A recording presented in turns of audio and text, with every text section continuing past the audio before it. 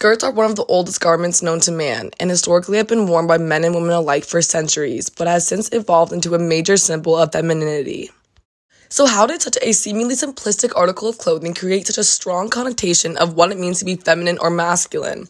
And how do the notions behind the skirt affect women in the modern world? The first skirt can be dated to prehistorical eras and were made of animal skin or woven leaves. Ancient civilizations favored them because they allowed for freedom of movement and were easy to construct.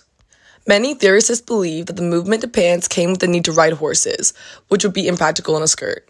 This began the gender divide that we see in skirts today, as trousers were seen as more practical for working, riding animals, fighting in battle, and other activities considered inherently masculine, while practicality had yet become a concept in women's fashion. The skirts in the 18th and 19th centuries became a means of exerting social status, and the less practical a skirt was and the harder it was to move in, the wealthier and more socially esteemed the woman wearing it seemed. Women entered the workforce in World War II and had to borrow overalls and pants from their husbands because working in a skirt was so dangerous. This began blurring the line between permissible dress codes and unlawful discrimination. Most companies required women to wear skirts or dresses as a part of their dress code. Many felt that skirt wearing, consciously and unconsciously, imposes considerations of modesty in ways that pants do not.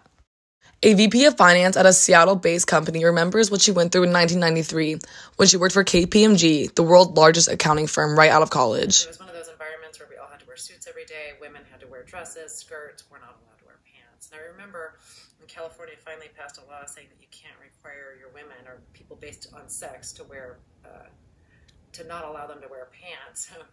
I remember being in a conference room, which is where we did all of our audit work and our clients, and sitting around, and it was just a couple of us women at the time. The men, for some reason, weren't in the room. And I remember having a long conversation with them. We all talked about, well, gee, I guess we can start wearing pants tomorrow. And none of us had the courage to do it.